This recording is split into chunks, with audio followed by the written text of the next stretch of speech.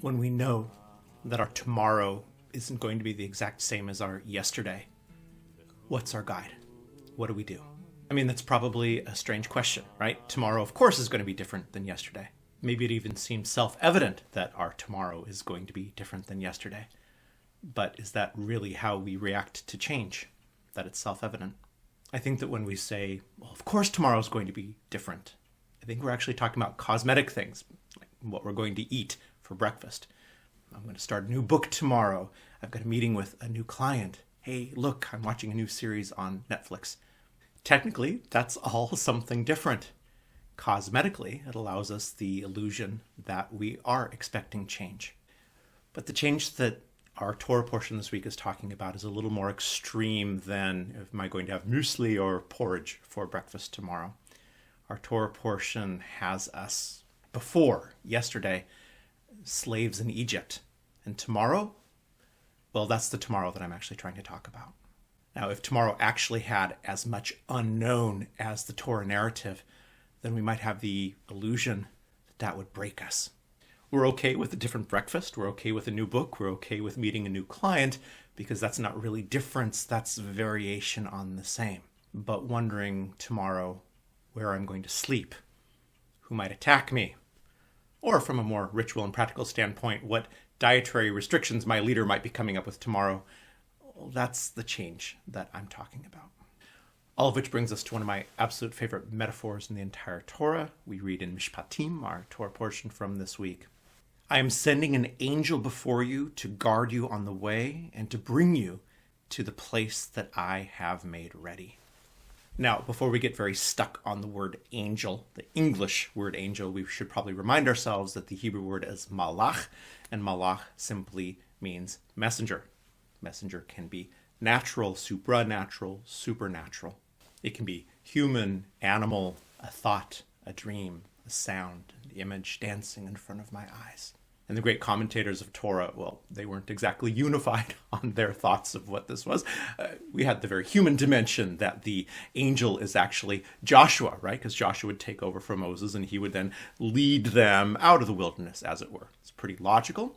We also have kind of a literal visualization that eventually in our narrative we have the Ark of the Covenant that goes before the Hebrew people. And so maybe that is the messenger, which also brings up the idea that maybe it's Torah itself. I will give you Torah so that you have a guide, a messenger for what happens tomorrow. Other people go the more mystical medieval direction, especially medieval commentators, and they say it's the Archangel Michael. So kind of our more normal vision of what an angel is. And then, of course, my favorite and the one that comes over and over again is that the messenger is that the Jewish people were about to commit a grave sin. In this case, the sin of the golden calf. But none of these look at all like Raphael's version of winged kids from the 16th century. But these ideas do, when taken together, kind of look like what we experience when we know that tomorrow is going to be realistically and profoundly different than yesterday. Because that kind of stepping into a tomorrow is stepping up against the precipice. And in that moment, if we're being honest, what we most want to do is know what's going to happen.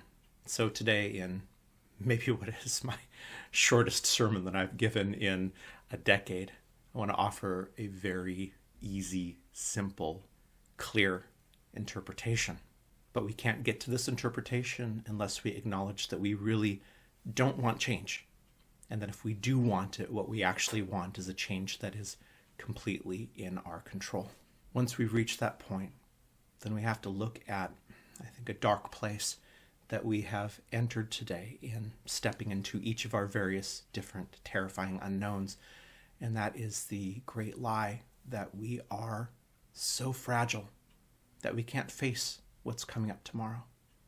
You see, I think that this angel is something very tangible, just not something visual.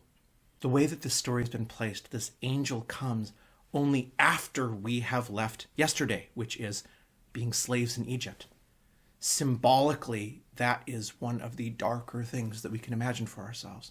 But what it really means is the reminder that yesterday we overcame that, both as individuals and together. And yet we're being told over and over again now that we're going to break.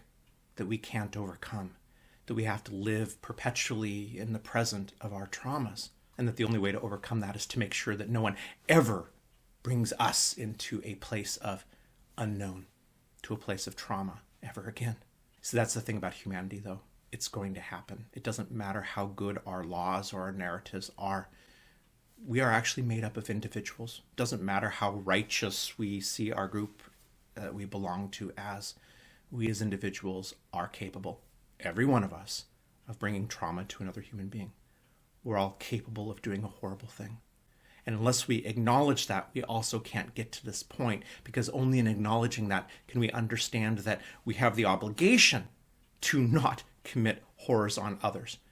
But as human beings, it's going to happen at some point. We're going to hurt someone else, and someone else is going to hurt us. The inevitable condition of being a human is we will experience bad things. So what's sent before us? If the metaphor starts with yesterday being slavery in Egypt, then what's before us is the knowledge that we overcame that slavery. This malach, this angel, this messenger is for us today, right now.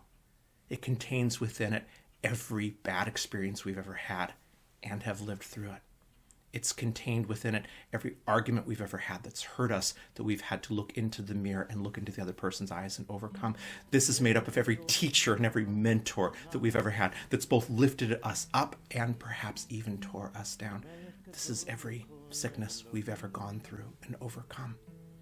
Every time we are broken, we come back slightly stronger. And that's why we start as slaves, then leave it. Because as we're stepping off into this unknown, the angel that's in front of us is the absolute knowledge that we have the ability to overcome. Shabbat Shalom.